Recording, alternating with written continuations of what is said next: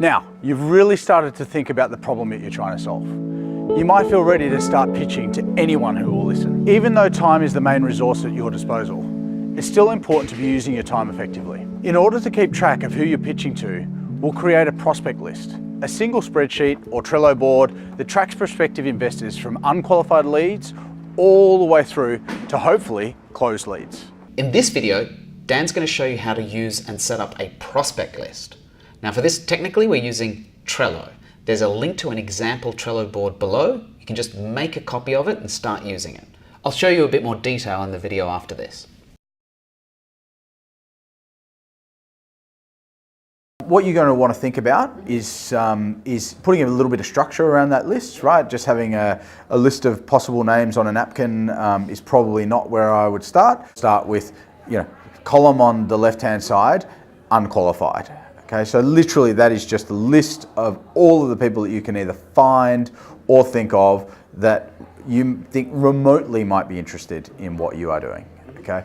The next column is you want to qualify those leads. Okay, so you do a little bit more research, you then qualify that list, and you're going to cut that list down to people or organizations that you know are interested in what you have to offer.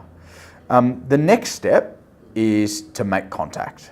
Okay, so those that you've actually made some contact with. From there, you're going to filter that list again for people that are interested in having that conversation, because you may have contacted them via email and they might have come back and said, look, we have no more grant funding available this year, or we don't fund in Victoria, or we, for whatever reason, they're not interested, and that's a dead end. There's no point spending time on that. And then the holy grail of all of this is the converted, okay, or committed, or closed, whatever word you want to use. They're the people that have actually said to you, I want to back what you're doing. You'll be looking for people either interested in the problem you're solving or the who you're solving it for. The first way to do that is to leverage your own networks. You go and talk to people that you think might be able to connect you to people who are interested in what you're doing, okay? That might be a friend who worked at a foundation who knows heaps of other foundations. The second way is probably where you start, which is just some desktop research, right? So if you're solving a issue related to disadvantaged youth and mental health, just Googling Melbourne and those terms will come up with news articles which will mention people that have been quoted and foundations that have been backing change in that area and organisations that are doing work in that area. Now, some of those names may represent potential funding. Some of those names might be network opportunities for people that you could connect with that can then connect you to the potential funders. The third is you can pay for a resource. There are handbooks, there are lists of names, there are business development companies that help you generate leads. There's all sorts of ways that you could pay for either a list or pay for access to the types of people that you're interested in talking with. The fourth way to approach this, which is something that you probably should be doing anyway in the chosen space that you're operating, is actually get out there and go to events. That's a really easy way to start building a network, meeting potential funders, meeting other organisations that are doing things, meeting potential partners, potential collaborations. Like, all good things happen from there. Usually not just by attending, but by also actually shaking hands and looking people in the eye and saying a few intelligent things. That also helps. Sitting in the corner, probably not so much. One of the critical things to think about is how you go from qualified, so someone that you said, yeah, I think they're going to be interested in what I'm going to want to talk to them about, to contacted, okay? And there's a whole variety of ways that you can do that, but the most critical distinction when you move from qualified to contacted is, did you contact them warmly or did you contact them cold? Warm is your next door neighbor calls them because they play tennis with them and say, hey, Dan is going to contact you next week about this idea. I think you should talk to them.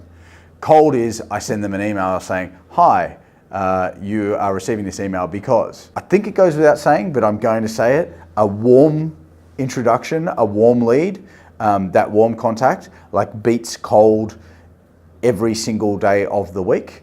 Under all circumstances. One of the things that you will think about before you go from qualified to contacted is how could I make these warm? That will increase your chances of getting a meeting, or more importantly into the interested column, that will increase your chances exponentially. The two most common mistakes that people make when they're building this list, one is to make it a wish list. All of the wealthiest people in the world, you know, it's probably going to be really hard to access those people. So it's not a wish list, it's a prospect list. There is some degree of pragmatism about how you put that list together. The second mistake that people make is to go too small. They think that, you know, they're going to have 3 conversations and all 3 people are going to give them a stack of cash and, you know, problem solved. It's probably not going to work that way, okay? You're probably going to have a decent size list. Now, when I say decent size, you know, you could be talking 50 names, 100 names, 150 names. You know, you've got to allow for the fact that to get to 1 conversion, you're going to have, you know, probably 10 times that in your list. So if you have a list at the start of the week which has a whole bunch of people in the unqualified space, and you get to Friday afternoon and all you have is still a list with a whole bunch of people in the unqualified space, you know, that's a really good signal to yourself and reminder that you're probably not spending the amount of time that you want to on this activity. And it also, secondly, gives you some structure about how you approach that activity, okay? That you understand that you're going to have to go through each of those steps to get to that conversion. Staring at the list itself doesn't lead you to conversion. I leave all of the names that I've ever approached on that list, okay? So I still have the unqualified column from, you know, in lots of different lists. If you have plans for this business to ever go beyond you, your brain, and your set of relationships, it's probably going to be helpful for whoever the next person is to understand who you've already talked to. Even better to say, hey, what happened here? And you say they threw me out of the office, so that they don't then throw that person out of the office. Part of having that list is also about, you know, it's almost a bit like showing some respect for the people that you're going to approach. Just randomly going out there and approaching people and putting the hard word on them to back your idea could potentially and will probably be a complete waste of their time.